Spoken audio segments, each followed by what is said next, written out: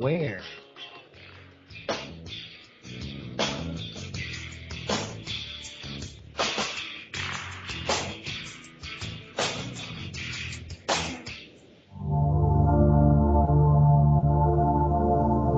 Welcome to Sacred Matrix, a divine paradigm of love and universal consciousness, with your host, Janet Kira Lesson and Dr. Sasha Lesson.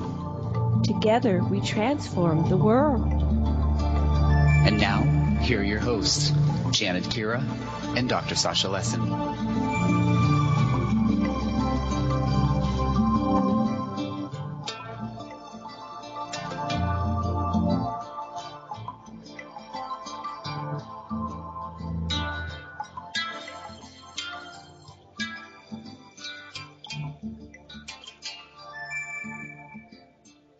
Aloha, everyone.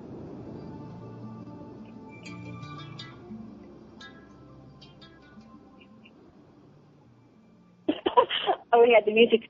Aloha, everybody, and welcome to the Sacred Matrix on Revolution Radio at freedomslips.com. And I'm your host, Janet Kira Lesson, with my co-host, Dr. Sasha Lesson.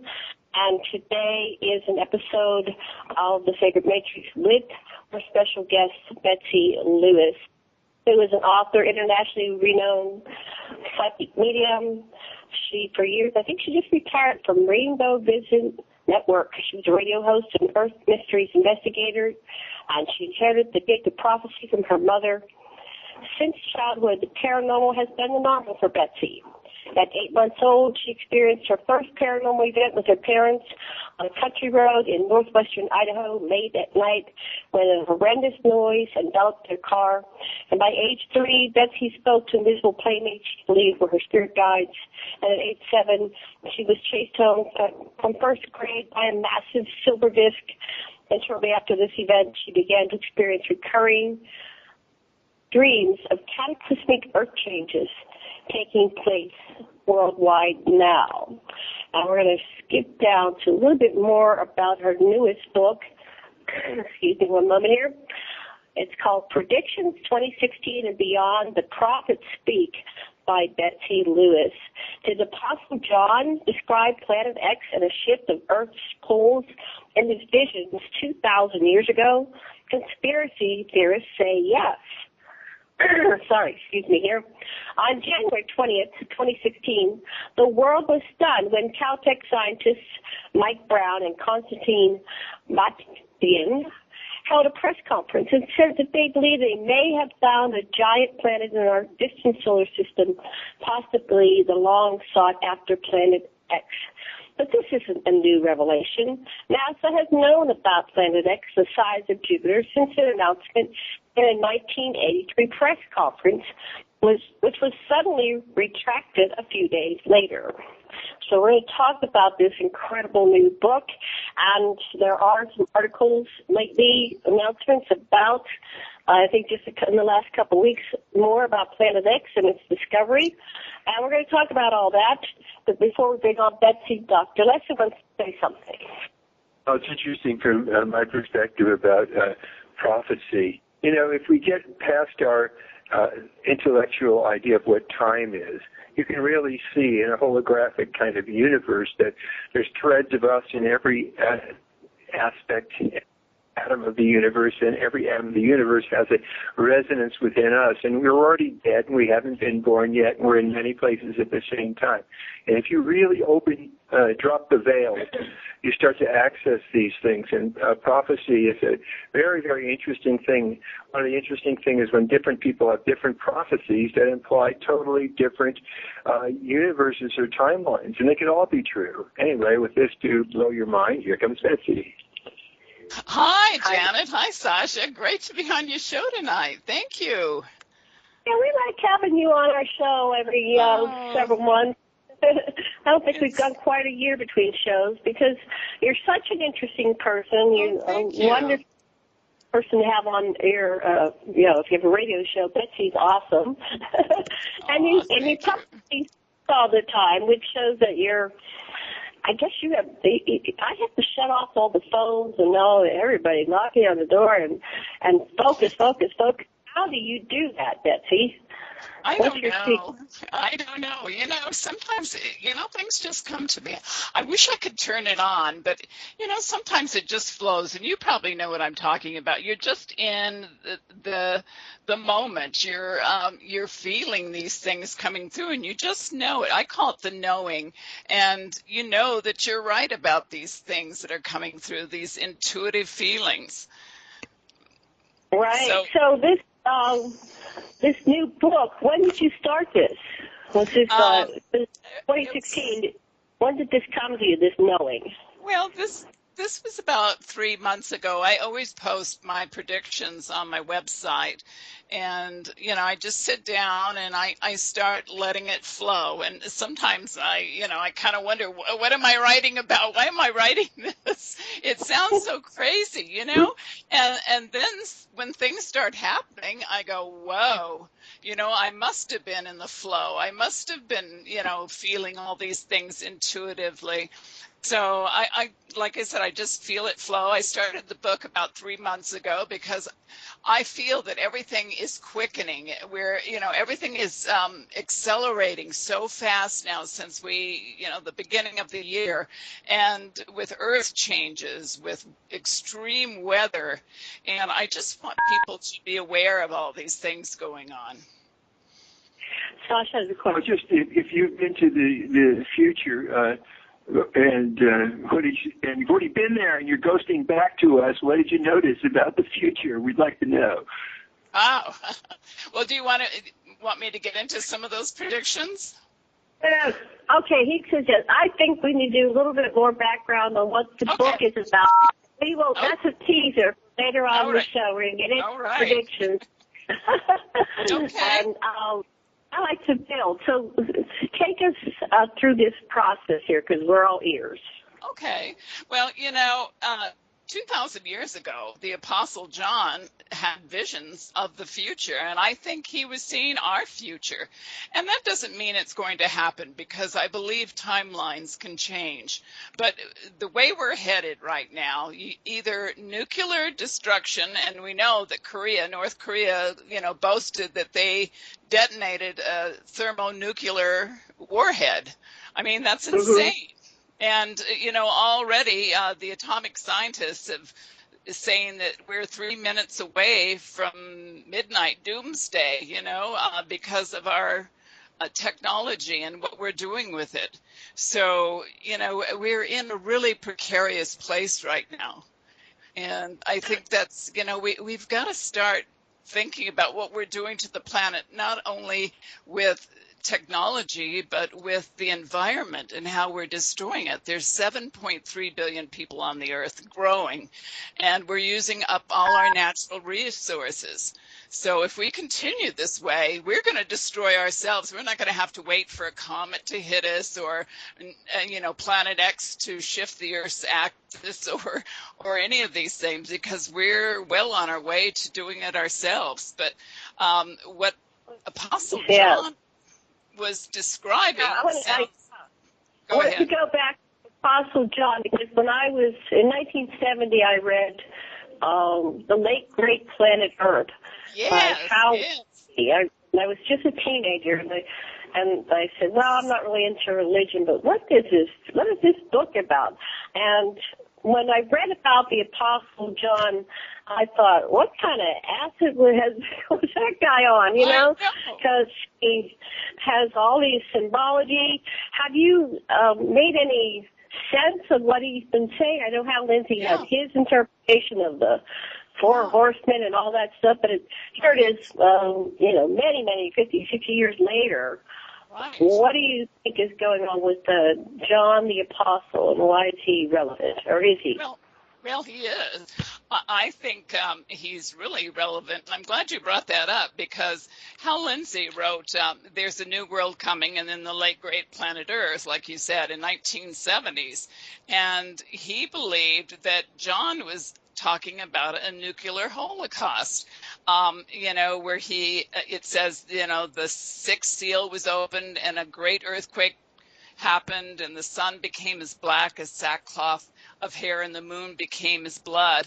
And Hal Lindsey wrote, that He saw that it was a bomb, and he said that a bomb consists of dozens or so nuclear-tipped missiles, which can be fired simultaneously from an orbiting space platform.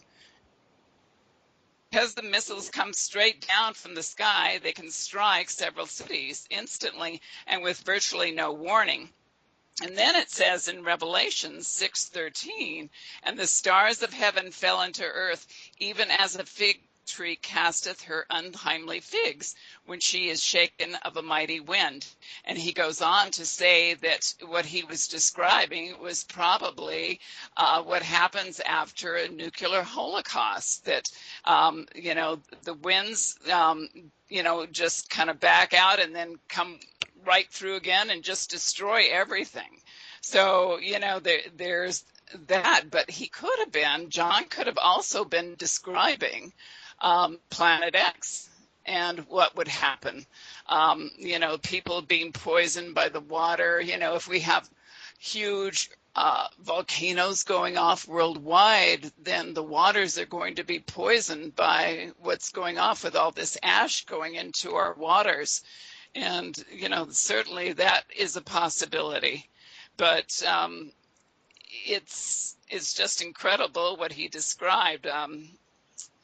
So you're saying that what he described, I want to back up a bit. So he said that the nukes were coming down from the sky. So that we've been fighting as a movement here to keep nukes out of space. Of course, the secret military and our governments, they do whatever they please, and I'm sure we're the last to know. So based on reading that again, do you think, you reading those passages, do you think it was nukes in space or perhaps some type of other debris coming down and creating explosions like we had during the dinosaurs, meteorites? Right. What do you think it was? Well, my intuitive feeling, and, I started having dreams when I was 7 years old, recurring dreams of earth changes. I think that it's some kind of, natural event that Planet X will actually shift to the Earth's poles, like Edgar Cayce talked about. And, what really happens when that happens is, the winds will be incredible. There will be hurricane-type winds. And we know that this has happened through the century. Like you said, the dinosaurs were wiped out. We know that the mammoths, in Siberia, they have found them piled up in one area. What kind of horrendous wind did that? Something happened instantly. They found daisies frozen in their mouth. So whatever happens so quickly. They didn't have time to run or get out of the way, or, it just happened instantly. So there is something that has happened. And they say Planet X comes through our solar system every 3,600 years. It's a failed star, or or a brown dwarf, as they say. And what's interesting is that all solar systems have binary stars, 2 suns, and ours only has one, supposedly. But it would make sense that Planet X is also our other sun, our twin sun that comes through our solar system, every 3,600 years. And with this new revelation from Caltech, which is kind of interesting. I was listening to Linda Moulton Howe on Coast to Coast the other night, and she interviewed Dr. Brown, who was one of the scientists that said that they had found this 9th planet. And I know in the original press conference that they mentioned Planet X. But when he was on the phone with her and made this interview, he was saying that he didn't believe that it was Planet X. They haven't seen it. But that's not true, because in a 1983 press conference, NASA said that they had found a heavenly body as large as the giant planet Jupiter, and possibly so close to Earth that it could be part of the solar system. And it was in the direction of the constellation Orion. And they had seen it by an orbiting telescope aboard the U.S. infrared astronomical satellite.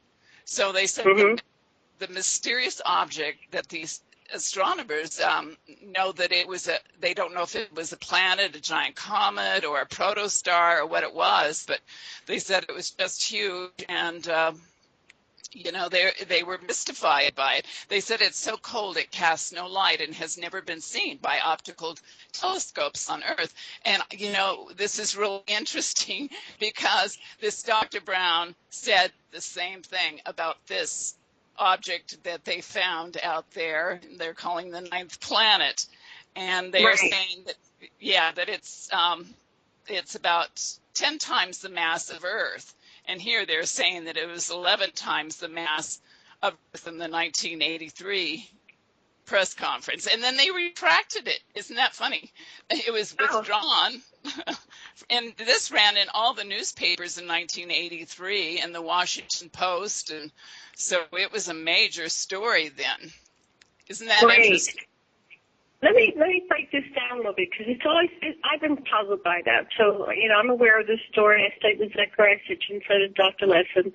And lately we see all kinds of things already around the sun. So they're discovering something that's pretty far out there, but on Facebook and all over YouTube, so you can just Google it. Don't believe it, just Google it yourself. I always say people to research themselves. There are these photos of strange things, planets and groups of planets already around or behind our sun. So I wanted to ask you what you think, and also Dr. Lesson, you to kind of interject on those things. I know Sasha has a question for you. So first to you, Betsy. What do you think is there more than one planet? We might have the 9th, 10th, 11th, and 12th, and 13th, 14th, and 15th for all we know. Is that a series of planets and maybe another sun, maybe a group of planets, and then the planets have moons? What are we looking at here? Right. Well, supposedly Planet X has moons that are following it, and it's bringing in all the space debris. There's been sightings of meteors all over the place in the last few years, and it's bringing in all the space debris with it. It's also, its gravitational pull is just as strong as the sun, so it's competing, with the gravitational of the sun against our Earth. And I was listening to this Caltech scientist say, oh no, this 9th planet couldn't have any effect on Earth. And I thought, that's kind of crazy, because I think everything affects everything else out there. Jupiter, all the planets affect everything. The sun affects us, we know that. The moon affects us. So that's crazy to say that. And I think they did that on purpose, because we're going to start seeing some really weird things this year. Strange sightings in the sky. And like you said, people have seen what looks like a twin sun up there, either, sunrise or sunset. And I saw a California video. It's just was posted not too long ago, and it shows what looks exactly like a huge planet or something next to the sun. It wasn't a lens flare. I know everybody goes lens flare, but it wasn't. You could tell that there was something there, and it was amazing. Oh yeah, there's sometimes they're calling it lens flare, yet there's two reflections on the ocean. So that's not lens flare. That's some kind of reflecting on the ocean. And so we have we call it Nemesis, is the dark star, the dark twin, the binary star. Planet X is Nibiru. Nibiru is part of a solar system, and then Planet X Nibiru has its own moons. What did you want to say, Sasha? You have a here. Oh, I agree with both of your analyses. And, of course, one is reminded of the time when Nergal and Nanar dropped nuclear weapons on Sodom and Gomorrah and the south end of the Salt Sea, which became the Dead Sea, at the same time as they bombed the Sinai. And the fallout, it was a nuclear storm that blew all over Iraq, ancient Sumer, and killed everybody. And there was also similar kinds of people dead in the streets from nuclear fallout at Doligara, Mohenjo-Daro, and Harappa. And so that in both hypotheses, usually what I find is when there's two hypotheses, is it nukes, like Lindsay said, was it the coming of Nibiru and perhaps Nemesis, as others have said, and what I would wonder is, couldn't it be indeed both? For example, when Stromboli went off and caused a great big wave that wiped out Egypt and made Moses and his friends flee, that was that's another one of these things where it could be not just Nibiru but the Lagrange points, which are 180 degrees, always staying away from as far as possible from Nibiru, but those things crashing through cause a terrible thing. The Anunnaki get to see it not just they see it as it happened, they see it as it's happening, and because you bend space-time, they see it as it's going to happen. And that's one of the things that happens is it's not just that our space is getting changed by Nibiru coming in, but the time is being changed. The whole space-time is being bent by this intrusion of Nibiru. That's what I think. You know, I want to jump in there for just a minute. When you said about, nuclear wars, ancient times, there is green glass, and I'm sure you've heard of this, Sasha, that there is green glass found all over the deserts of the world, and they can't explain it. There's no volcanoes to explain it. Lightning didn't cause it. And they found out that in 1945, when they were experimenting with the atomic bomb in New Mexico, that this same green glass was created.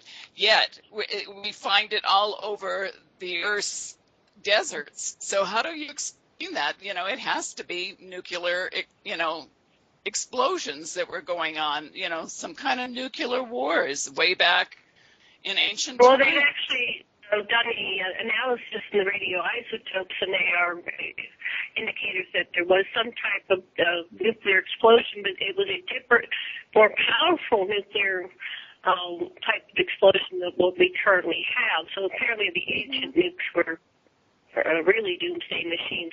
So let's look at the two theories. So if Planet X comes in, it may wreak all its havoc. From what we know about the history of Planet X, it comes to every 3,600 years approximately. It changes because the interaction of the planets. It sped up last time, so it might be, 3,450 years. 3,450 years. Right. However, every time it comes through, it does not always do something. Right. So that's one thing. And the second thing is, if this is World War III or nuclear holocaust coming from humanity, let's break that down a little bit. But perhaps it's Finisher. We can always go back to either of them, but tell us more about what your hypothesis that it's Planet X that might create what John saw. Sure. Go ahead. Sure. The reason I believe that is because of my dreams, these recurring dreams that I had, that I've always known that something huge was going to happen later in my life. And I saw earthquakes. I felt them. I didn't see them, but I felt them. I saw huge tsunami-type waves coming in on a pier somewhere. There was just incredible weather. There was volcanoes going off. And I had these dreams. I was only 7 years old, and why I would be dreaming these things and having these recurring dreams. And it wasn't like, it was so vivid. It was so lucid that I just knew that this was something I was being shown that would happen. Somehow I must have jumped into this timeline to know that. But look what's happening to our planet right now. And, they say global warming. Okay, well, maybe that's part of it, part of the things, fracking that's going on. But there's something really weird. And I was kind of I have this theory about the mysterious booms that are going on around the world. There was just a huge boom that people heard in New Jersey, and they said that it not only shook the windows, it was shaking the earth, and there was no reports of earthquakes by the USGS. And what's really interesting is I've noted that whenever these huge mysterious booms happen somewhere in the world, a day or two later, there is a major earthquake. So this happened in New Jersey, and of course the Navy said, it was a jet breaking the sound barrier. They were they shouldn't have done it, but that's why all these people were hearing it. And I thought, okay, let's see. I bet there's a major earthquake in the next day or two. And guess what? There was a 7.2 earthquake in Russia on the 30th, the next day. So I think they lied. And I think we're going to hear more lies from them because they don't want us to know what's going on with our planet. We're seeing more deep core Earth movement, and that's what's going on with our Earth. It's moaning. Mother Earth is moaning. We are going to see extreme weather. It's going to get crazier. You think this is crazy now. Rains, wind, just incredible things, especially along coastal areas. There's going to be a lot of flooding, more sinkholes, and some of these sinkholes are being caused by all the water too, of course. But, like in Russia, they've had all these huge sinkholes open up, and they think it's probably because of the melting glaciers and all, and the permafrost, and it's causing all this methane to come up and cause these explosions. But we're going to see that. We're going to see more things coming into our atmosphere. We're going to see some really weird things up in the sky, and people have, Planet X, two suns. People have just captured some really weird things up there, UFO type things. So yeah. There's another hypothesis, or one of the other causes could be HAARP, too. There's been some talk that some of the tsunami that hit Japan before the Fukushima plant went off might have been a HAARP activity, too. Right. The bouncing a sequence of lasers fired in sequence to cause a toroid that hits the ionosphere and bounces at a right angle at its target. Right. And that's, Tesla was talking about the vibration, that he believed he could split the earth in half with resonance, with vibration. So, I think it's we have that technology. We certainly do. And if people think, it's not true, we don't know half of what our military and governments have out there. We're not seeing the whole, technology that they have, because there's just some incredible things. Joshua marched around Jericho and with his trumpets. They did some special with sonar. Yes, exactly. And talk about resonance. I know you're talking about the earthquake in Japan, but it's interesting. There was a 2012 BBC documentary on Nibiru, and they interviewed the Inuit Indians of the Arctic, and they have noticed that the sun doesn't set in the right place, that everything is off, and they think that there was a shift. And this is before 2011, when the big earthquake, the 9.1 earthquake hit Japan, and what it did to the Earth, they're saying that it moved Japan by 8 feet and shifted the Earth's axis by 6.5 inches. So wow. Yeah. That's huge. So maybe it's not one fell swoop, it's a series of little nudges. It could be. And I think go ahead. The whole nudges too, about the nuclear war. Whether it's from the sky or not, but I think it was might have been Kishi was basically saying that the Illuminati is doing a nuclear war on humanity. It's just very slow with all the plant leakages and the advanced testing and the underground testing and the accumulation, both underground and in the atmosphere, of more and more radioactivity. That we already are being subject to thermonuclear war. Well, I know you believe in timelines and time travel, and time as we know it doesn't exist really, because everything is all happening at once. So we have the ability to change timelines, and I don't think all these prophets got it wrong. Maybe it's going to happen in our lifetime, and I hope it doesn't. I really I hope my predictions are wrong, and I hope everybody else's predictions, but so many of these predictions seem to be so right on. Saint Hildegard was talking about a huge comet causing all these earthquakes. Now that she might have been referring to Planet X. It's just interesting how all these, even the indigenous people, have been told by the sky people, the Maya, the Hopi, and they're being told that we're going from the fourth world into the fifth world, that our world is going to change, and it's our wake-up call. It's time for the earth to be cleansed because of all the toxins we've put into Mother Earth. It's time for a big change in Earth to be healed. Going from one realm to the other, what we are told is called the ascension process, and is that something that might be more positive than negative, that we're actually going from like a level 0 civilization to a level 1 civilization, or one that's connected to spirit and source? I think so, Janet.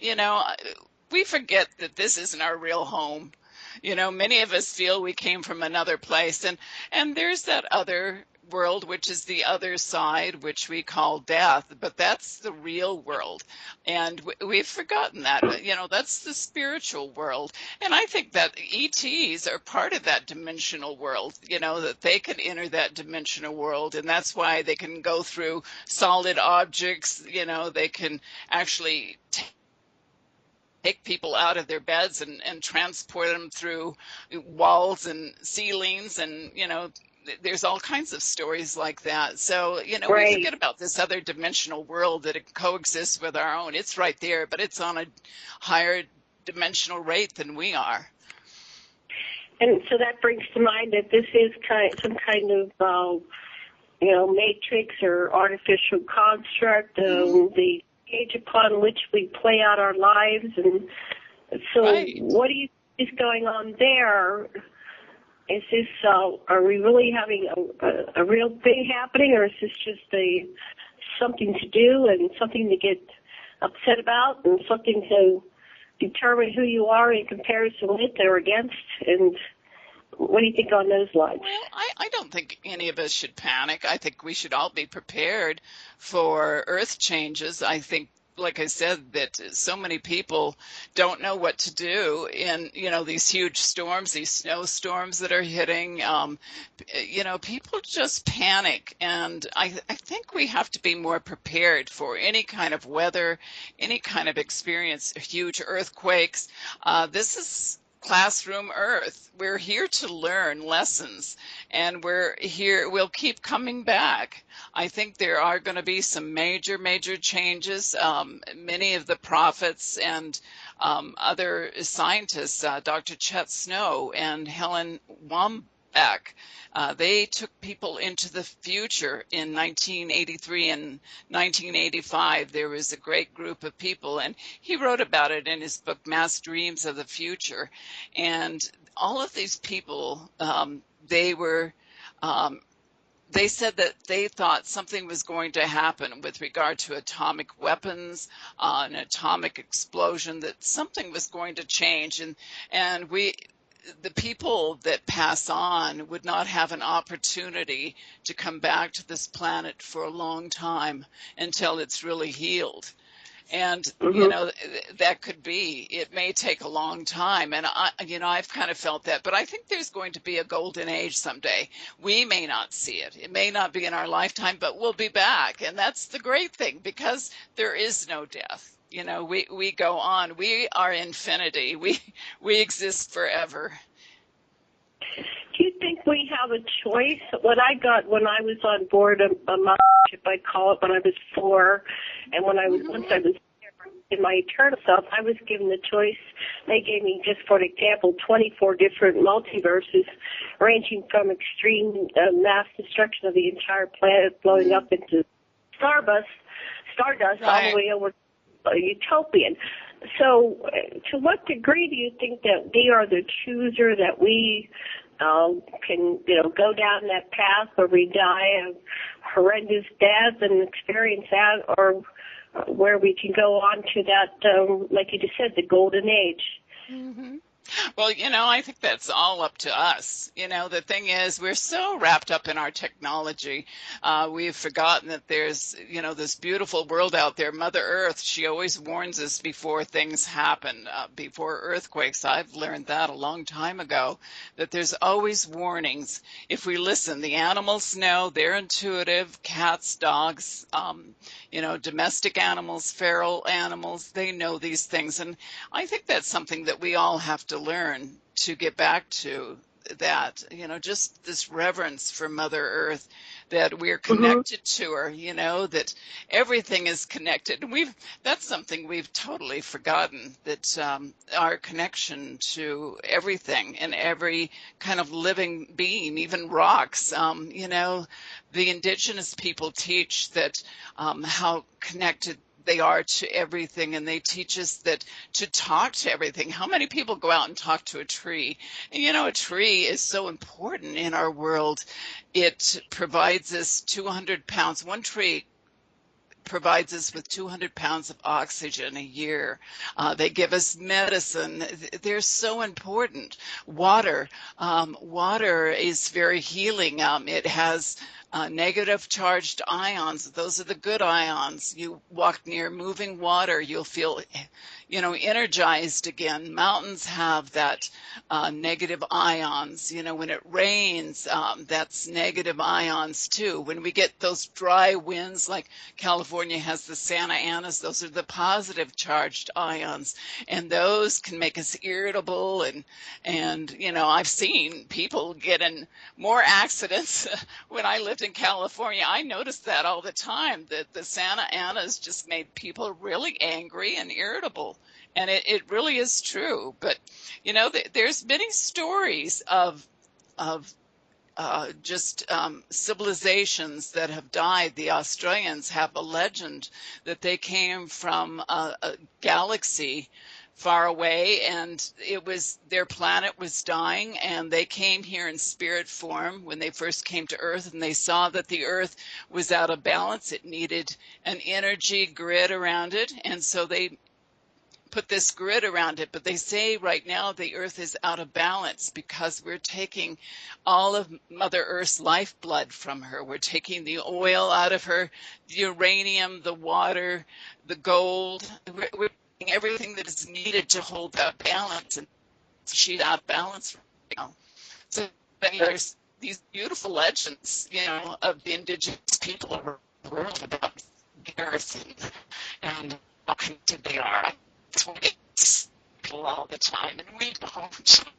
I know some of us have, like you two, but people don't, because they're just not in tune with those things. We believe, and we're connected with our cell phones and our gadgets to even notice that there's UFOs out there all the time. Question. Hold on. It's really hard to make out what you're saying. For some reason, it's getting warbled here, but it's interesting that we don't necessarily have to wait for our great-grandchildren to have a utopian existence. Eric Erickson has put it out a long time ago. But to some degree, every time, and it's always the best of times and the worst of times, but some people make it the best of times, and you can create your own utopia among the people that you do interact with to a great degree. I would say you don't have to just live during the apocalypse. You can live now. You're kind of breaking up there, Sasha. I didn't catch all of that. I heard you say something about the apocalypse, but I didn't hear the whole. Yeah, for some reason we're breaking up. I'm going to talk to our producer, see if we can correct this. But tell us a little bit more about your book and your intention of the book and the prophecies you have. And we'll go ahead and take 2 minutes here and try to see if we can correct this warbling that we're getting. Oh, go ahead. okay. Thanks. But okay. He had his prophecy, of course, that the Earth was going to shift. Some people think he meant a magnetic shift of the poles and a real physical shift of the poles. He lived from 1917 to 1945. He was a sleeping prophet. And he's probably one of the world's best psychics, who gave thousands of readings in a trance-like state pertaining to the past whole shifts and future shifts, and by Egypt and Atlantis, he gave readings to people to help them with all kinds of illnesses. He gave many people love things, and it was amazing. Somehow he was in tune with a higher source. But it's interesting that he said that a shift of the Earth's poles will be accompanied by a change in consciousness of humanity. And I thought that was really interesting, that, you know, he the word to be that golden age. Sometimes things happen in our world, disasters happen in our world. People come together. Maybe we need that awakening to bring us together, because we, you know, I've noticed that we're so separated. We're just not united anymore. We seem so angry at everyone. I don't mean you and I, but I mean we see in the news all the time the anger and everybody wants to shoot everybody. And, you know, it's just insanity out there. We just want to stop the insanity, and maybe with something big would, you know, I hope it wouldn't be a Mad Max scenario. I would hope that we would come together, that this would bring people together. Okay, we're having great difficulty hearing you, and I don't know. But we go to keep going. Any questions that you asked, or we have for you? Okay, so let's see. You were talking about safety of the guard. Okay, she talked about that one to the guard that was female. But to the guard, St. Hildegard, this woman, and St. Loki, that was born in Ireland in 1894. Okay, Hildegard. Okay, I couldn't hear you at first. Yeah, Hildegard was interesting, and she was talking about pretty much the same thing as John the Apostle. She lived from 1090 to 1179. She was a German writer, philosopher, Christian mystic, and you know she said that she saw that. Sorry, just pause right there. Sean's going to try to reconnect you. Okay. So just bear with us 1 moment. Okay. Sean, go ahead and try to get back in with a better connection.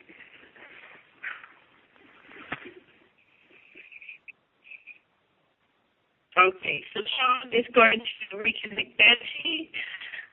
We're having a very interesting conversation. Is that better? Better, yeah, it's better. Okay. So we're talking about Hildegard, and so we can hardly hear you, but Hildegard was 1098 to 1137, a vision of a red comet that will cause huge earthquakes, storms, and tidal waves worldwide. Right. He's referring to a great comet after hitting Earth, the planet X, and traveling through our solar system. So, you know, maybe she was referring to, maybe she had visions of Planet X, which is kind of interesting. You know, the Earth, you know, the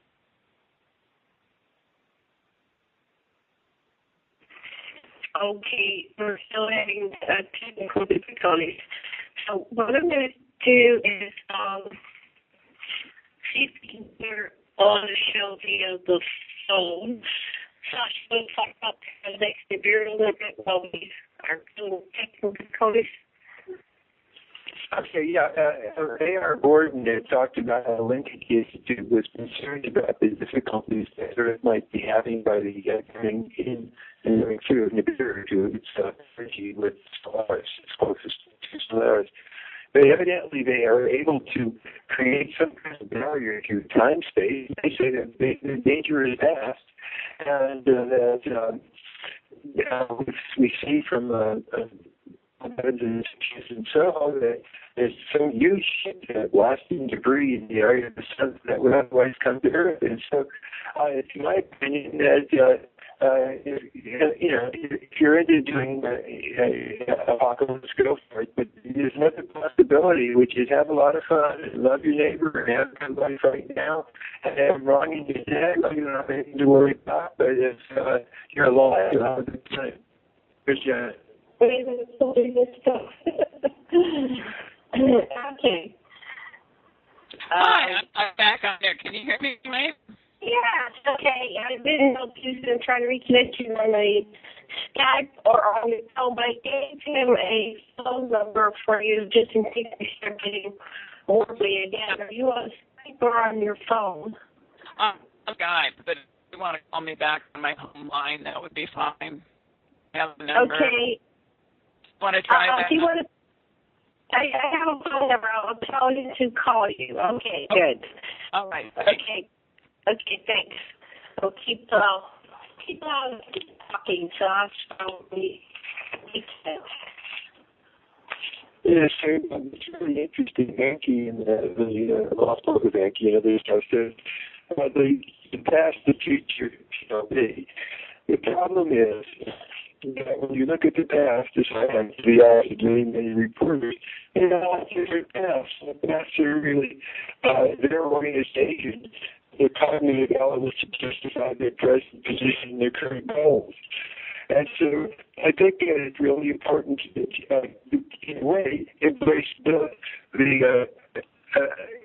ending, the apocalypse, and the beginning, the enlightenment, and just realize that you are both finite and infinite, that you have a body that's going to die, or the thought of this body, which is what keeps your molecules together, will come to an end, and that gives you an intensity in this life to really live it to the full and be kind to yourself and the people in your life. Betsy, are you there? Okay, I think so. I'm trying to call. There we go. Okay, we're all on phones. Can you hear us again? Yeah, I can. You're coming in right now. Yeah, it was really bad. Maybe we have some aliens messing with us tonight.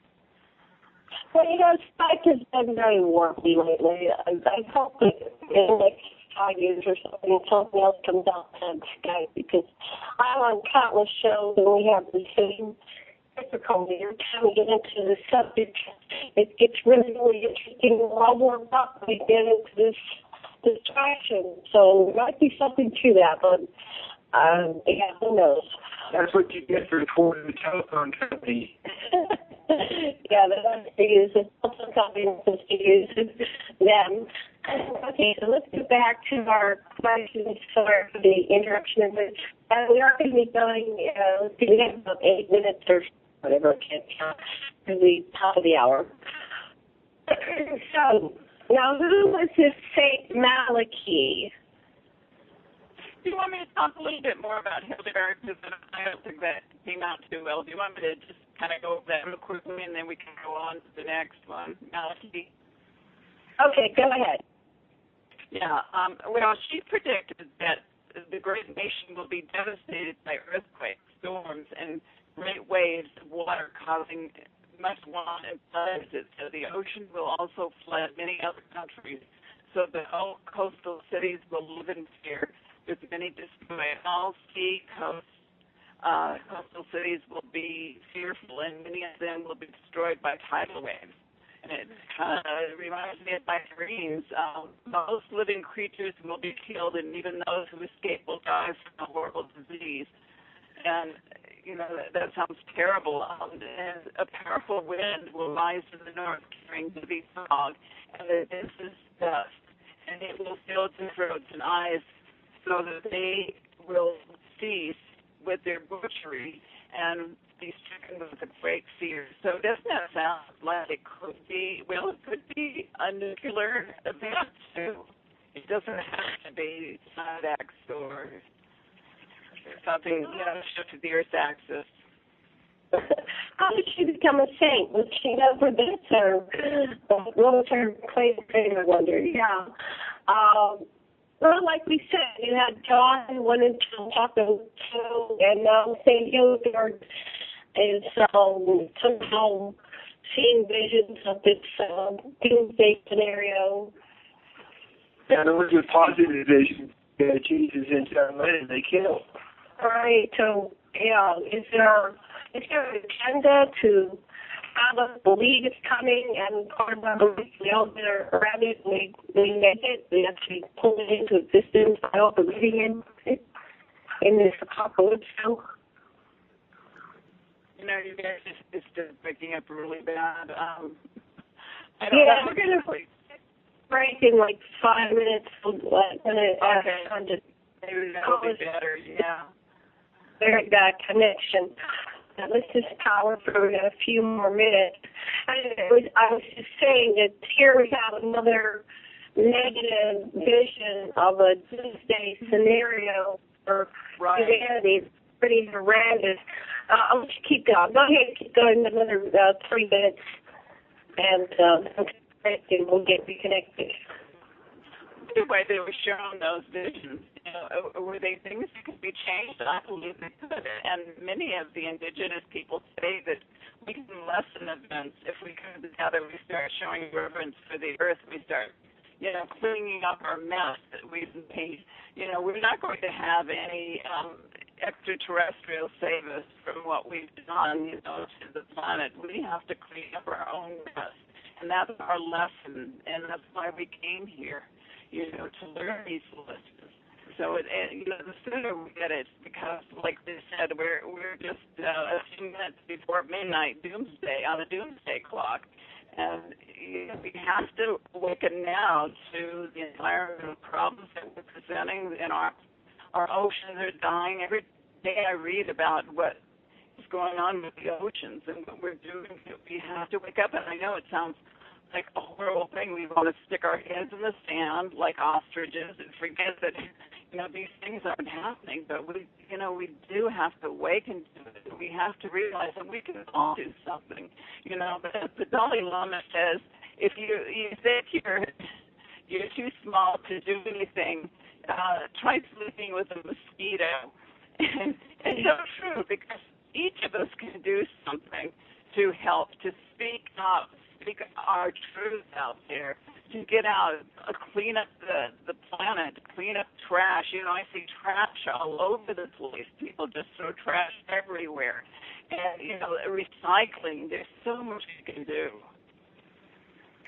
Right. We have the microcosm effects, the macrocosm, so perhaps if we start and do what we can do, first, our world, since everything's connected and everything's one, we will indeed affect the magnetic field, which will resonate out to all of creation, and perhaps like the 100th monkey, by our little actions here, we will protect the grand on, and they will start doing the same thing, and they won't even know why.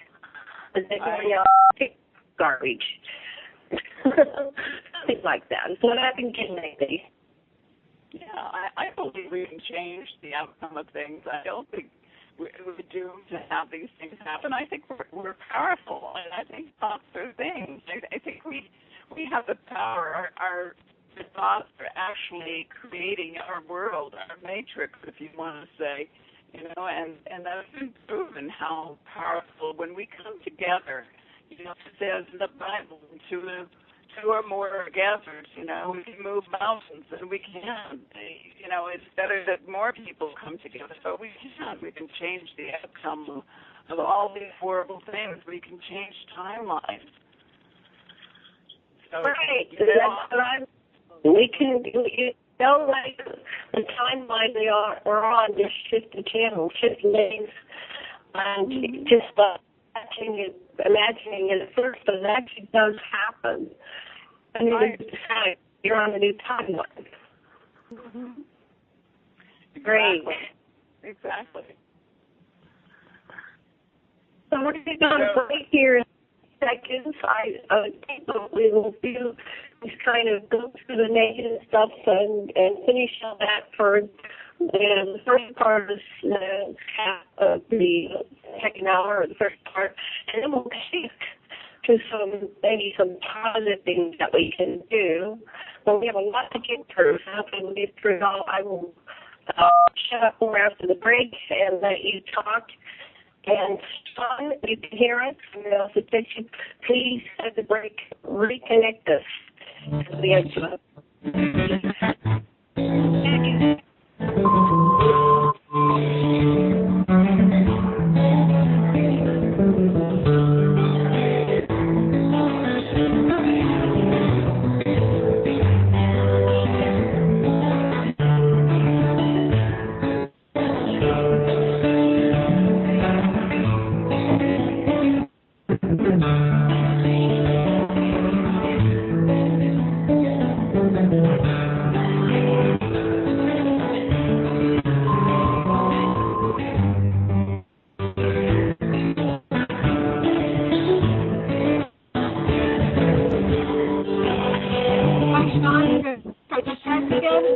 Revolution Radio at freedomslips.com. We'll be right back after this message.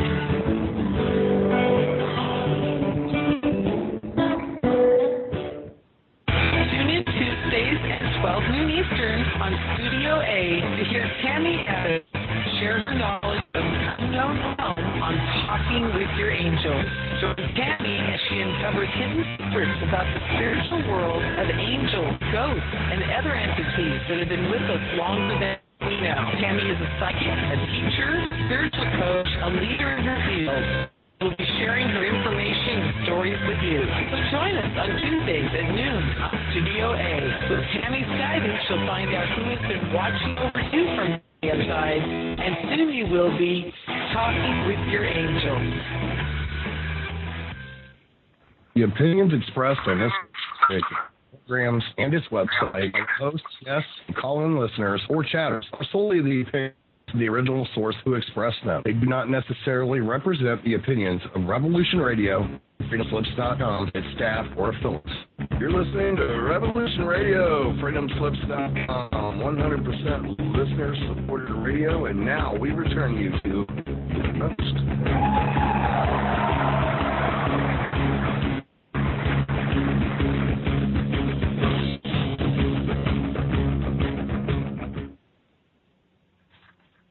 Welcome back to the Sacred Matrix on Revolution Radio.com. I'm Nancy Lesson with my co-host, Dr. Sasha Lesson, and our special guest, Betsey Lewis. Before we get back to our show, which is questions about predictions 2016 and beyond, the book by Betsey Lewis, I'd like to remind everybody to please go to the donation button on freedomslips.com and make your donations this time, $1 to $5, $10, $15, $20, whatever you donate will be great. Appreciate it, and we do. Thank you. Appreciate your donations very, very much. So, let's see. So, what would you like to say? Well, a possible apocalypse scenario that you be predicting, especially that caused by the disrespect for consciousness, by the Illuminati that creates wars and economic slavery and political and stuff like that.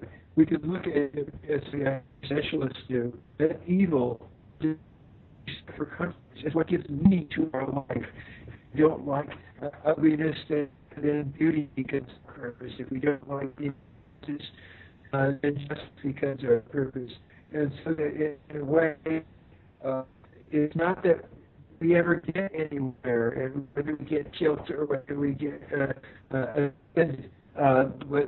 whatever happens, the point of the path and how we walk the path rather than where we get. It's in my humble opinion.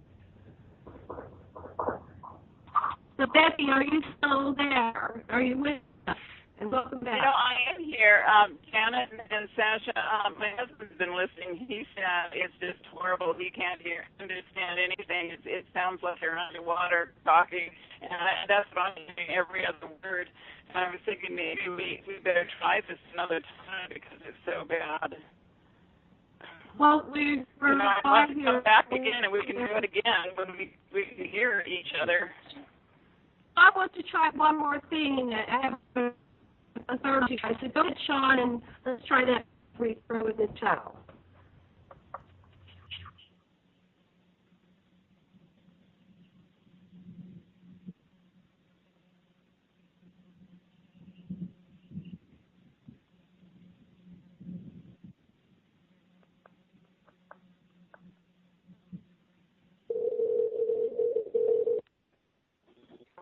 Okay, can you hear us? We're trying the third option.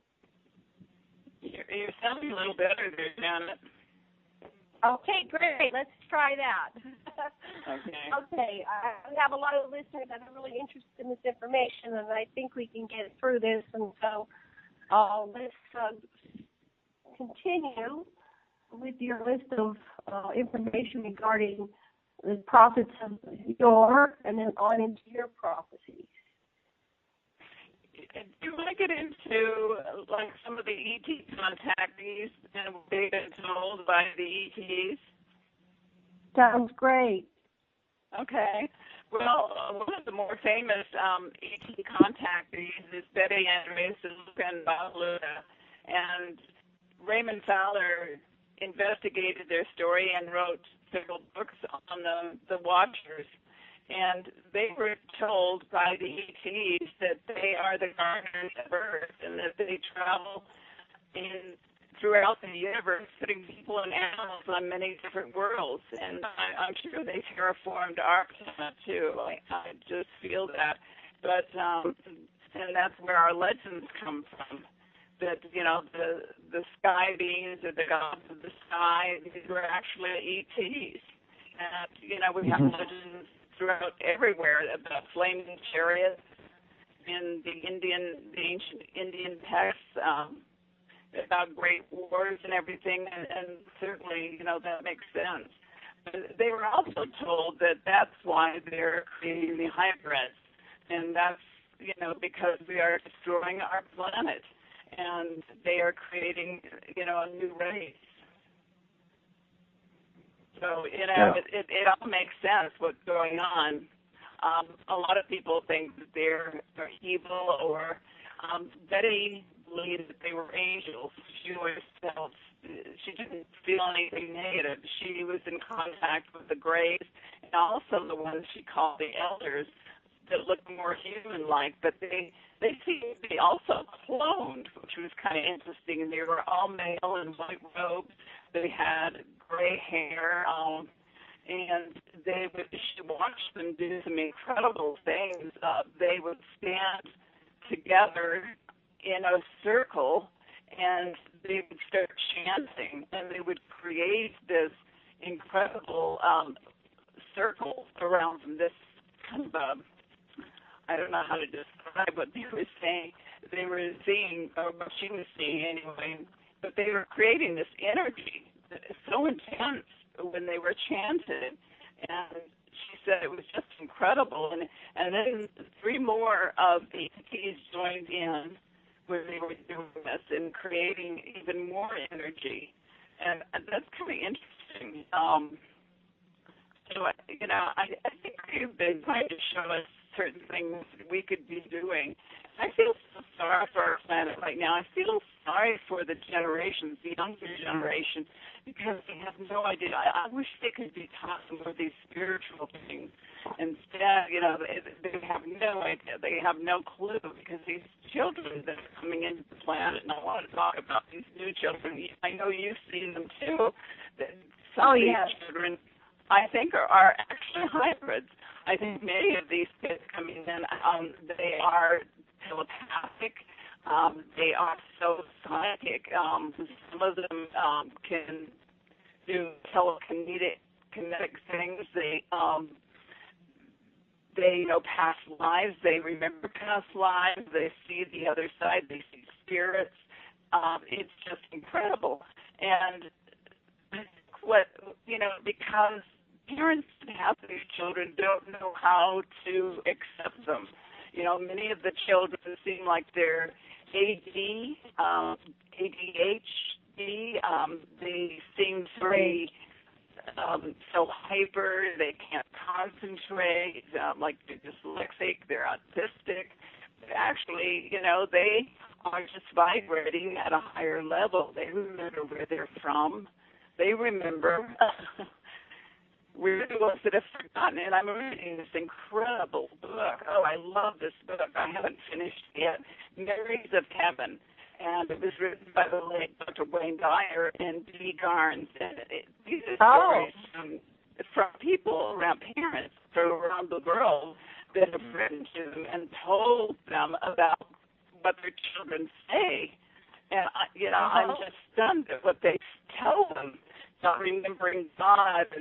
And these are children like 3, 4 years old that remember what it's like to be on the other side, and that they pick their parents. They talk about how they saw their parents before they came in to their physical body, or they remembered them from a past life. And, as they start getting older, they forget. The memory starts fading more and more. They remember maybe a grandfather, an uncle that passed away, never met them, described them perfectly. So it's just a beautiful, beautiful story, and I hope people will pick it up. It's called Memories of Heaven, and it came out not too long ago. That's by Wayne Dyer, is that what you said? Yeah, Dr. Wayne Dyer. Oh, Wayne Dyer, okay. Yeah, he passed last year, so he's over there. So that's fascinating. I've met a lot of children that are just so aware of where they came from, and we have a lot of confidence, and they look at us like, what are we all freaked out about? And, they just seem to be super children. And they're amazing. They're just absolutely amazing, especially here in the Valley. It's a very open a spiritual community, and these kids come in and they're not stifled by their parents that, cloud their memories with a lot of shoulds and shaming and ridicule. So I think, to listeners out there, if you have these magical children, that it's better to encourage them to tell you what they've seen and remember, and then you might learn something. You have to listen sometimes instead of, reacting. And when you do, it like Wayne was discovering, is that you get a lot of incredible stories about what's going on when we're out of these bodies. So what are the things, in your cosmology, what is happening when we're dead? Repeat that again. I didn't quite catch that, Jana. I'm sorry. Through your cosmology, what have you discovered is happening when we're dead? On the other side before we come in here. Okay. Good question. I've always known that, the other side existed. I've always known that. And I've always felt the presence, the loving presence of guardian angels or spirit guides. My sister comes to visit every holiday. She always loved holidays, and she's always turning off our radio, and she sent me little messages. She turned off my radio, this little radio that we have near our kitchen when we play the 60s and 70s radio station. And the first time is she turned it off when the Jackson 5 were playing Never Can Say Goodbye. And before she moved with her husband to Argentina, I didn't get to see her when she passed away over there, but she didn't want to say goodbye to me. And, I understood that. She'll never say goodbye, never can say goodbye. And then over the recent holidays, she was turning off the radio all the time. And then one day I think it was December 5th, or maybe, no, it was January 5th, that she turned off the radio when the Supremes were saying, someday we'll be together. So I know she's my guardian angel now. I thought that was so cool. I know she's around. I've seen flashes of her. I haven't seen her physical body, but one day I was walking through the hallway and my dog was there near our laundry room, and I saw this wavy energy. It was like I could see this shadow and this wavy energy, and there's nothing there that would, even create that. There's no trees outside that window. There was nothing to create that. So I know that I've seen her presence. And our cat, one time, the first time he saw her in the hallway, he freaked. His hair was on end, and he was hissing. And I said, Comet, that's his name, Comet. And I said, Comet, it's okay. It's just Kathy. And he settled down. And since then, he's been fine. He understands, you know. My sister loved animals. So, but, you know, it's amazing. Animals do see spirits, especially cats. They're so in tune. Do you have cats or dogs? Oh, my goodness. We have 10 cats because we're in the jungle. Oh, my God. So we feed them. They come to us and we socialize them and feed them. And so they're all over. But they're such incredible creatures. Go ahead, Sasha. Well, I just wonder if you were to identify with the spirit of Kathy. As Kathy, what is it that you want Betsy to know? If you could just summarize, what do you want Betsy to know, Kathy? What do you think Kathy wants you to know? What do you? Okay. What do you think your spirit wants you to know? Yes. Well, I think she since she passed away, that was in 2003. She's been visiting and I just think she wants me to know that she's here and that not to be frightened of the other side. I've never been scared of dying. I know what's on the other side, and I'm sure that my sister and I will be back together and other lifetimes and share that together. So, you know, I know that. You know, my mother came to visit after she passed. It was kind of interesting. When my mother passed, it was just before she had passed, which is really weird. I was in a grocery store, and all of a sudden I just had this psychic feeling that her hand was on my hand, because she had the ability to astral project. She could be in two places at once. And all of a sudden I saw my left hand actually morph into her hand. It was like her hand was right on top of my hand. And I stood there for just a moment, and I went, oh, my gosh, you know, it just happened so quickly, and I knew she was telling me goodbye. And, wow. You know, it was just amazing, yeah. So I've had those confirmations.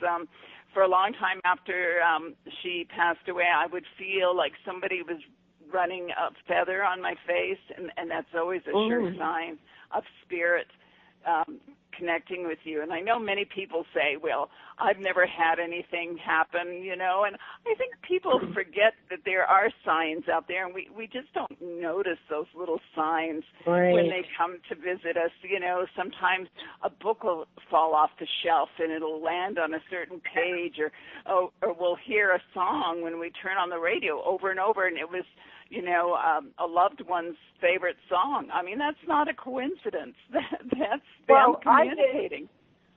From dead celebrities.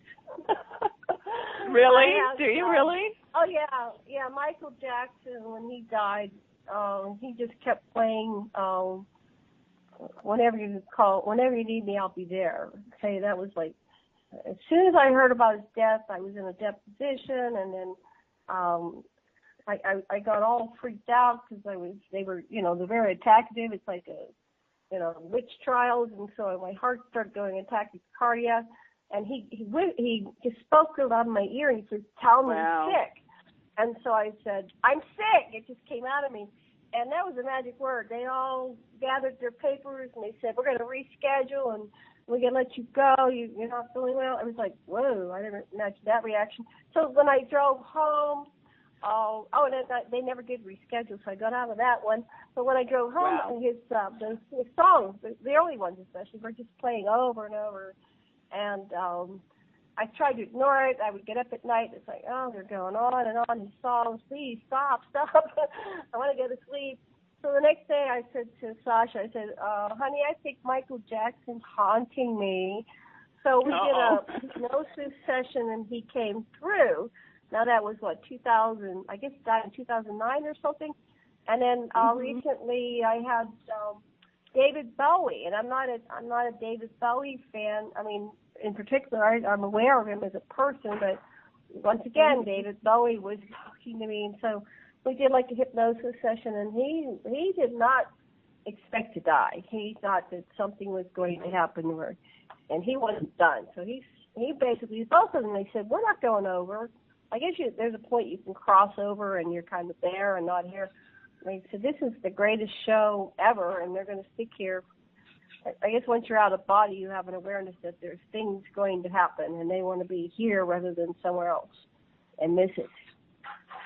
Wow, so that's a little that's side. amazing. Oh, and then my dad came to me 3 days after he was out of his body, and he definitely gave me, indications that wasn't, I wasn't making it up. It wasn't. He was really there. He gave me personal signs. And then my mother, same thing. Oh, and at the moment of my mother's death, for my brother, she made this light go on and off. And for my sister, she went back into the hospital room because they called her, and she was in the car, and they said, you got to come back up now. And she was there. My mother had just left her body, and her mouth was open, and she saw the body from across the room. But my mother came right up into her ear and said, Louise, real loud. So, wow. Yeah, I think they continue. It's just really interesting. Besides whatever is external to us, we have introjects of the parents, like the voice of each of our parents that speak to us. But as we mature, our concept of them matures too, so that the deceased one becomes wiser and wiser as we become wiser and wiser. Right. Oh, that's so true. And I hope people become more aware of things. Even when dragonflies or butterflies fly around us and they keep circling around, that's also a sign from our loved ones that they're there. My sister loved dragonflies, and I've had dragonflies that just, circle around me back and forth. And my husband is always laughing. He says, "Oh, Kathy's here," because it's just amazing. Yeah. So watch for those signs out there, everyone, because our loved ones are here. It's not like they're up here or down there, or they're right here with us. They can be here in 2 seconds if we call their name. They're right here listening to us. They're watching over us. And a lot of times when we get, that little voice inside our head that warns us about, watch out, there's a car coming up, that could hit us on the freeway, or we get some kind of inspiration, that's coming from them. They're like our little guardian angels, always watching over us. I agree. Right. So if you notice your guardians, can you start a dialogue with them? What do you think? Sasha wants to say something. You want to say something?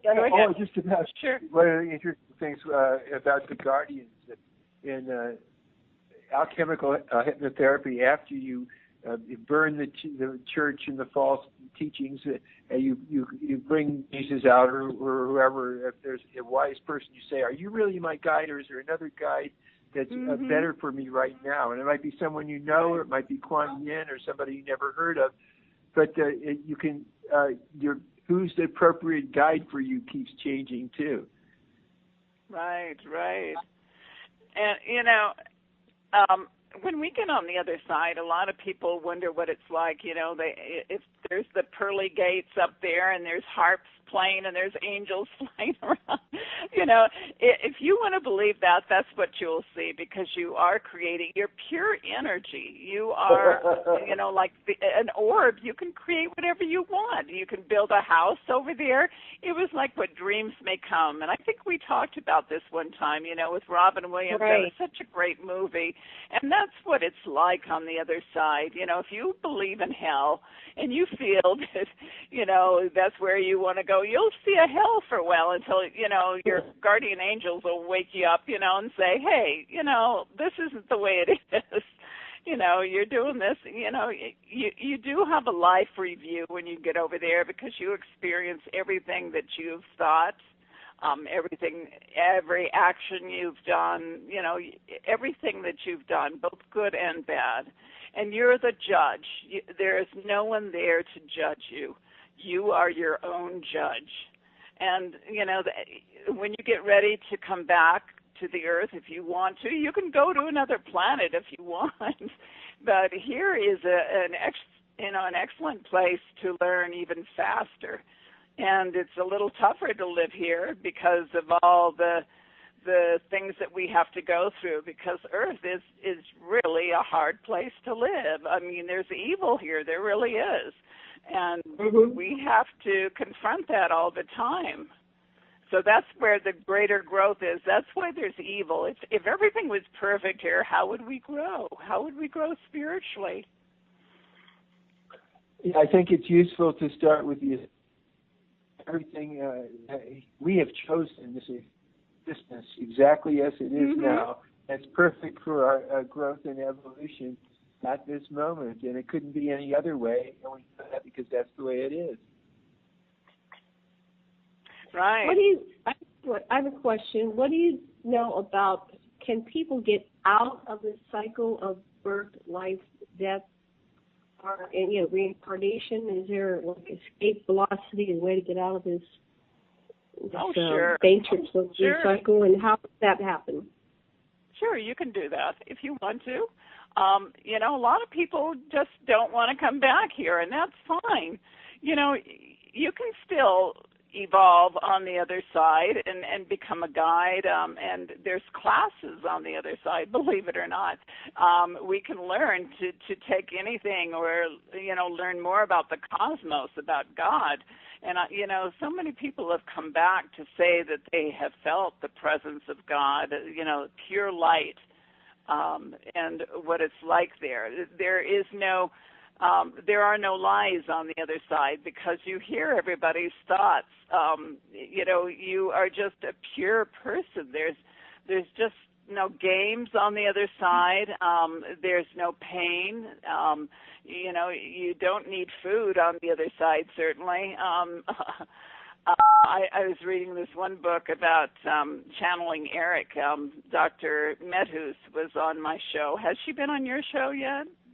No, we'll have to have her on. Tell me a little bit more about her. Well, her son committed suicide. He had, excuse me, he was bipolar, and he shot himself, and he came back through a medium that started channeling him. And some of the things he talks about, he has a great sense of humor. He's very funny. I guess his mother started seeing all these weird things going on, and even his grandfather, who lives in Sweden, said that he saw his grandson appear as a little boy and actually sit on his lap, and he didn't believe in the afterlife. I mean, he didn't believe in anything, and this just really shocked him. I mean, he saw him in the physical form and felt him actually as a little boy, the way he was, because he was a teenager when he committed suicide. And there's been all these incredible things that have happened. She's captured all these orbs. He does the orbs. He can make things smell really stinky when he wants. He's a practical joker. He really is. But he's described in books. She's got a couple of books out, and they're really amazing about what the other side is like, and what he does. He still kind of wants to do the things that he did on this side, with having his music and if that's what you want. He's talked about how his guardian angel has helped him learn different things, how he's learned to actually make physical things move. It takes a lot of energy on the other side to move things, but he can move things too. Yeah. So it's pretty amazing. Yeah, apparently there's a series of books by Dr. Michael Newton Institute, and Dr. Michael Newton started it about 45 years ago. But, like you were saying, you learn how to do things. You learn how to move things. You learn how to manifest from non-material into material. So, and then you have jobs. And right. Some people, go ahead. Do you remember the movie Ghost with Patrick Swayze? And he's learning, after he was murdered, he has to learn how to move things because he needs to warn Demi Moore, who's his girlfriend, who's really in danger. And this ghost that's on this train is showing him how to move a tin can, right? And he has to put all this emotion into it to make it move on the other side, from the other side anyway. So, yeah. Great. That was cool. What about people that are stuck in between? What can you tell us about that? Well, I think, our planet, needs to have our whole atmosphere cleared up. I think there's just a lot of misguided people out there. I'll call them souls, entities that are trapped by their own will. They could go on and they could, do what to evolve or go into the light or, but they want to stay trapped. They don't want to believe that they're really dead, some of them. Some of them are very angry, and that anger holds them earthbound. They're, what we say are ghosts. So some of these ghosts haunt places because they're angry, and they still have that anger. Either they were murdered, they died in some tragic way. Have you ever experienced any ghosts? Oh, lots. Yes, lots. I came in with ghosts, and when you're a child and you're taught that the world is one way, and then here's this lead through from other dimensions, you tend to get frightened, or I tried telling friends. I used to have them come over and, do you believe in ghosts? Yay or nay? They come over. Most of them went home believers. My house was quite haunted, or maybe they were coming to see me. I was the attraction. I'm not sure exactly how that works. But I wanted to also ask you, we hear stories about the archons and interdimensional beings, and some of them are extraterrestrial, and they can come through the dimensions. Some of them are demonic, and they can take possession. What do you think? And then some are angelic at the highest realm, and they're here to support and love us. What do you think about all these? Are they in the same place? Are ghosts and interdimensions in the same place as when we go we're dead, or is that a different place? Well, I think there are many dimensions, and I think we can travel through them. In fact, Eric, he said that when he passed over, and taking your own life is really a bad thing. I think there are many types of suicide, but he did it in a selfish way. I think he had, mental problems because he was bipolar and he had some other things going on. But I think that, in his case, he said he went to a place that was really dark, and he felt all these entities that were like, not hell, but just, confused entities crying out, and just a horrible dark place. He went, instead of going through light, he said he went through darkness for a while, and he said he was very confused, and he was wondering, am I in hell, for what I've done? He felt a lot of remorse for what he did, the pain that he caused his mother and his siblings and his father and everybody that loved him. He was feeling that pain, but he came out into a place of light, and it took a while. I think many entities that do commit suicide go into a healing place. Some sleep for a while until they're actually healed, mentally healed. But there's many dimensions, and I think ETs are part of that dimension, and I think they can travel through many dimensions. I think there are demonic type beings too that live in a lower place, and sometimes they come through into our physical world. And I think there are people that actually try and pull them in. And horrible things do happen. I think there's a lot of teenagers that try and, get into that with the darker entities, and that's not a good thing to do. Well, that's encouraging that's encouraging that he was able to come through the very dark place into. So those who have people who have killed themselves, they have that chance to come through. Well, people what too. Go ahead. You might have more to say. I'm sorry. I interrupted your train of thought. What else did you want to say about that? No, I was just going to say that people that drink a lot bring in those lower entities. And, some of these people that become very angry are actually being possessed by these entities because they are just allowing this. They have actually given up their bodies when they drink or they do a lot of drugs. And, it's an easy way for demonic.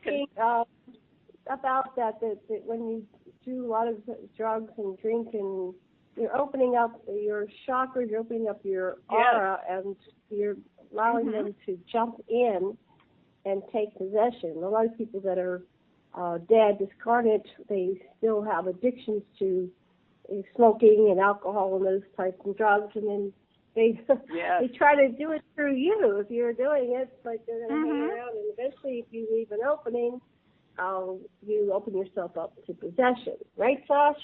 From my perspective, there's a part of people that I call the contactor that either allows, that it gives consent to letting the demonic even, or the hungry ghost, or the ET communicate with you. And you may have repressed the experience, and you may have repressed or don't remember that you have a part of you that has consented.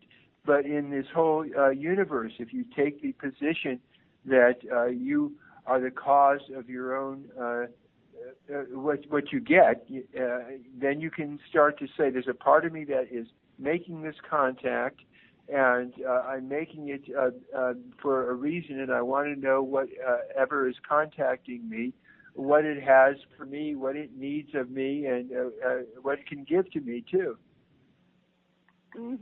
Yeah, right, Sasha, right. Yeah, I agree with you.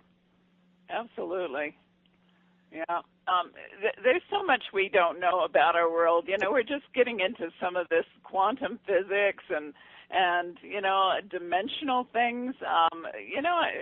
I think scientists are going to find out so many more things that are just going to be so mind-blowing for all of us about our world, that our world really isn't what we think it is. And I think there's so many different type of entities and creatures out there. I think it's kind of like Star Wars, the original Star Wars, when they go into the cantina and all these weird aliens are in there. I mean, I think there's worlds like that. They don't look like us. Well, why would they? Some might look more human, but I'm sure there are some out there that look pretty scary to us. Anyway, they probably think we look scary, Right. Well, let's I guess shift to ETs. Tell us a little bit more about your interactions with extraterrestrials. Were they long ago? Or are you still having interactions? Okay.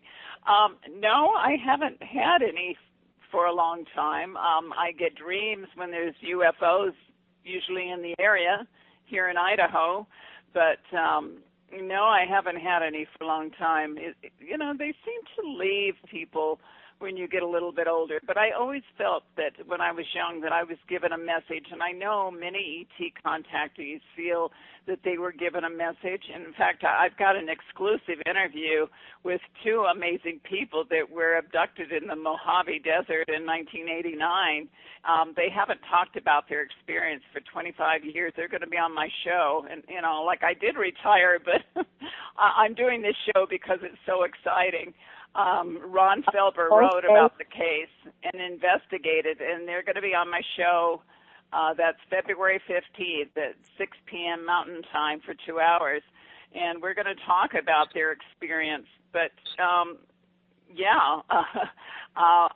I feel that I had something happen when I was 8 months old with my parents. My parents told me about the event. This was in northern Idaho, northwestern Idaho, and they were attending the university up there. They were traveling through an area called New Meadows.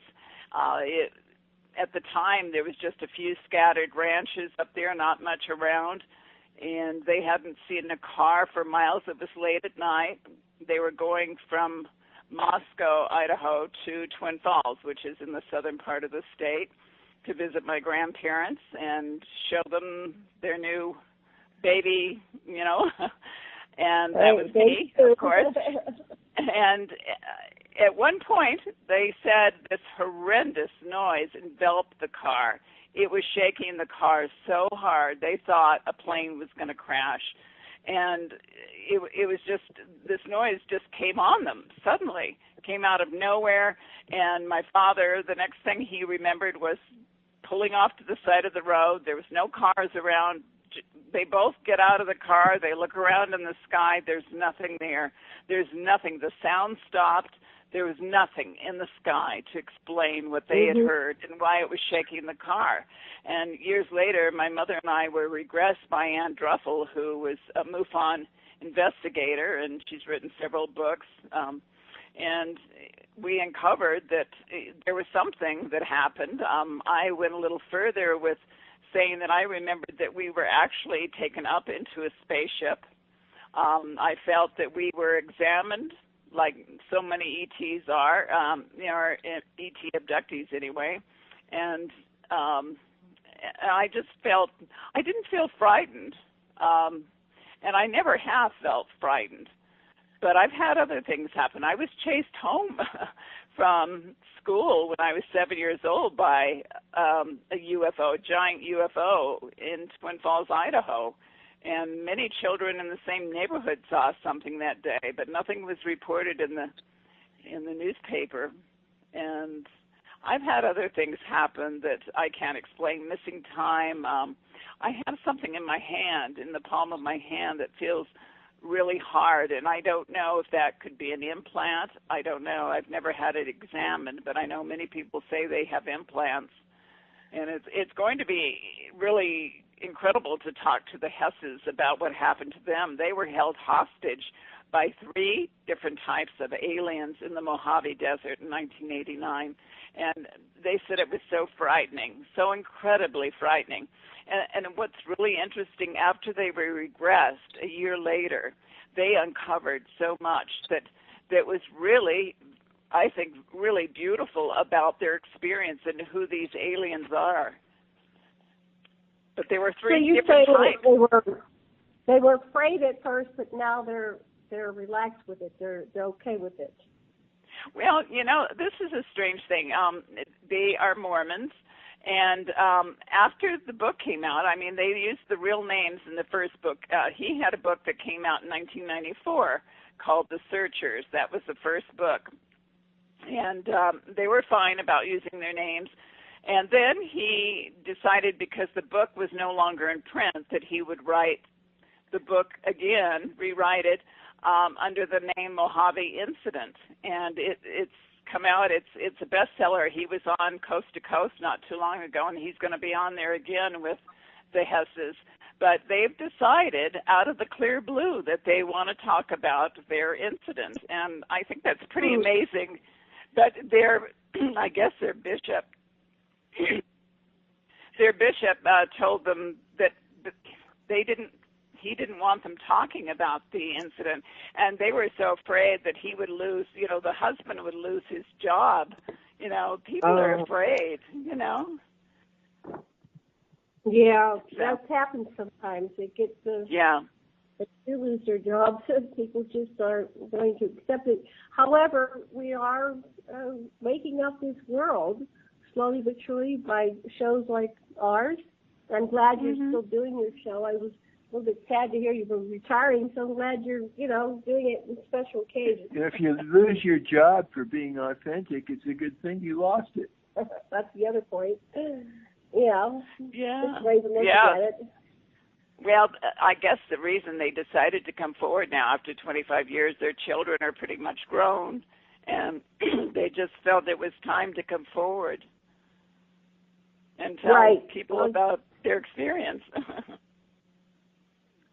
Well, we're encouraging more and more people to come out. I think that is disclosure, is the individuals coming out and telling their stories and You don't always have to use your real names, but if you do, that adds credence to your testimonials. Yeah, there's such widespread pluralistic ignorance with people pretending that the epiphenomena that we're speaking of doesn't go on. They think it's just them, and they don't want to appear. But it's so widespread that it's the lie is the pretense that we're all conventional, because underneath our conventions we have hints in our dreams and our daydreams and the things that we remember.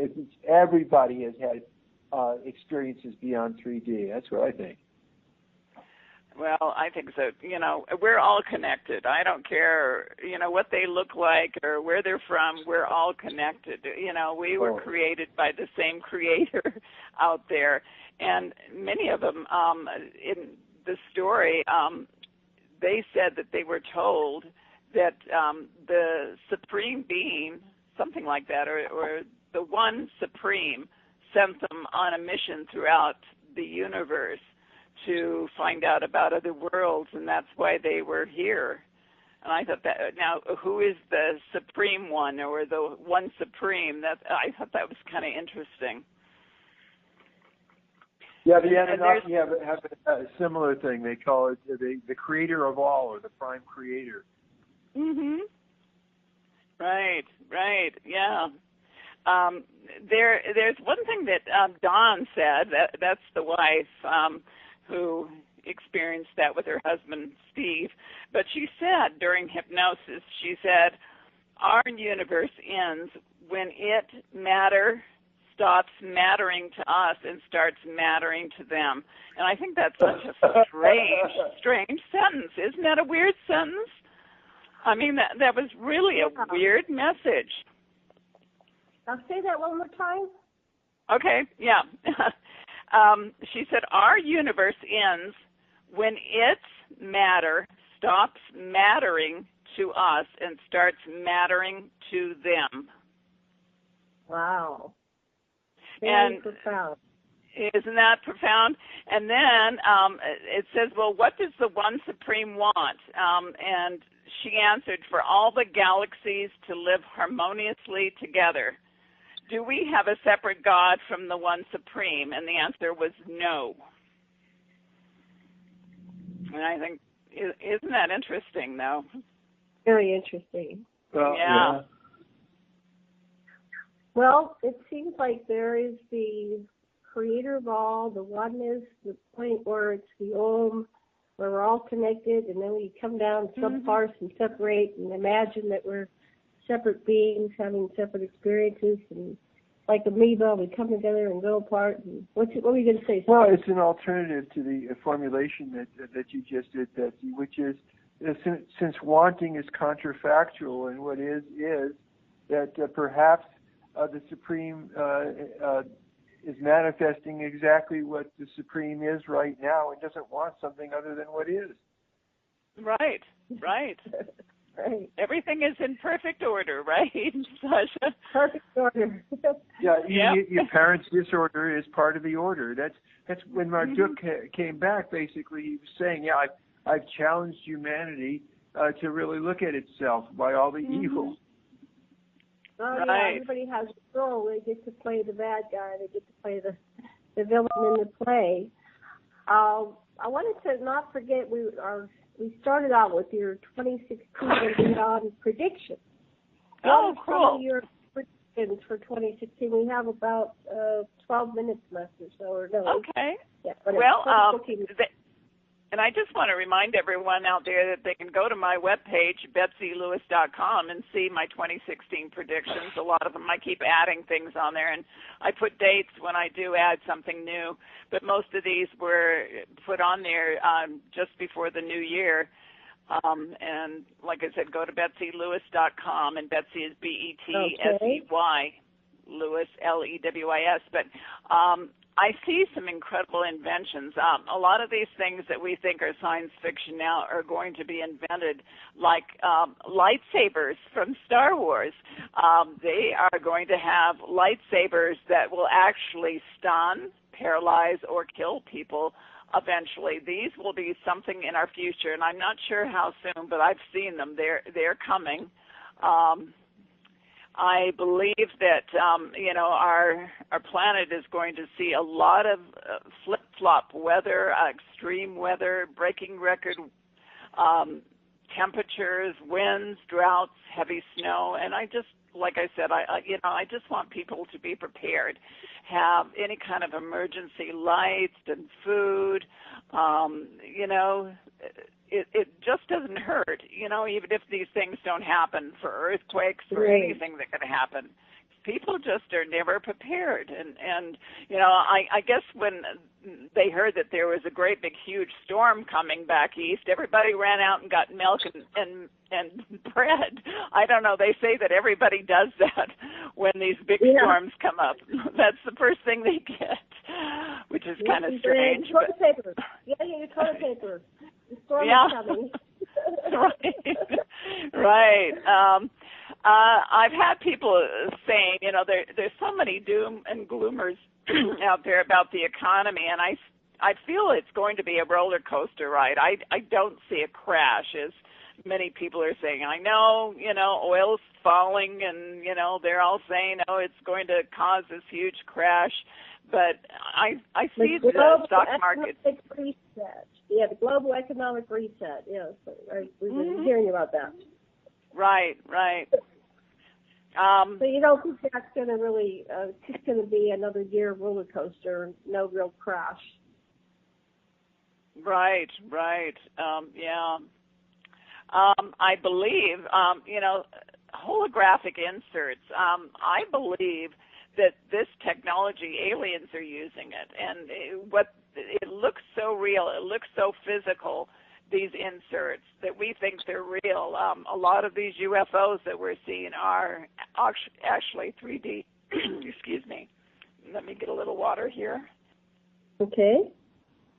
That these 3D holographic inserts are, that's what they are. They're not real physical things. I don't know. Did you see that YouTube video of that box-shaped UFO that came out of a vortex that looked like a dark storm cloud over El Paso, Texas? Yes. And that was last June.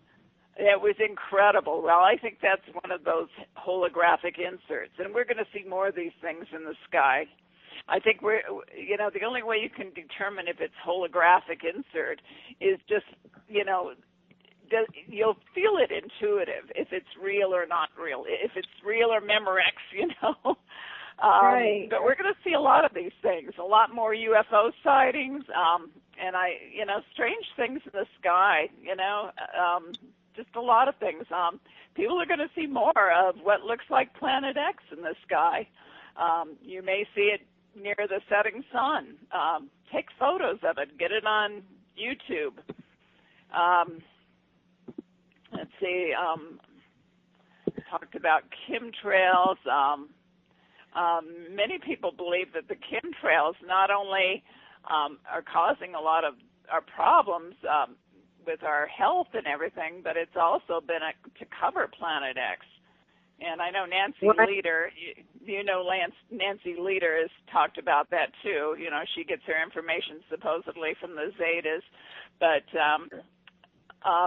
Pope Francis, I continue to see a death of a religious leader this year, and I don't know if I'm seeing Pope Francis or the Dalai Lama, and this might be an attempt to assassinate one of them. So, I just hope they'll be okay. And the mysterious booms. We're going to hear more of these mysterious booms. It's coming deep within the earth. And I know some people are thinking that they've heard them, in the sky, that it might be UFOs. I think that's just how these booms actually echo through the planet. I was in the 1971 earthquake in California, and I'll tell you, when you hear the earth moving, it's really strange. It feels like it's all around you, this noise, and it's really frightening. So I think we're going to feel more of that going on. Sinkholes, yes, from the rain, and just a lot of strange things from these sinkholes, from the warming earth, and methane gas, more methane gas coming through. I see some more saber rattling, especially with North Korea, and some kind of incident between Russia and the United States, probably in Syria.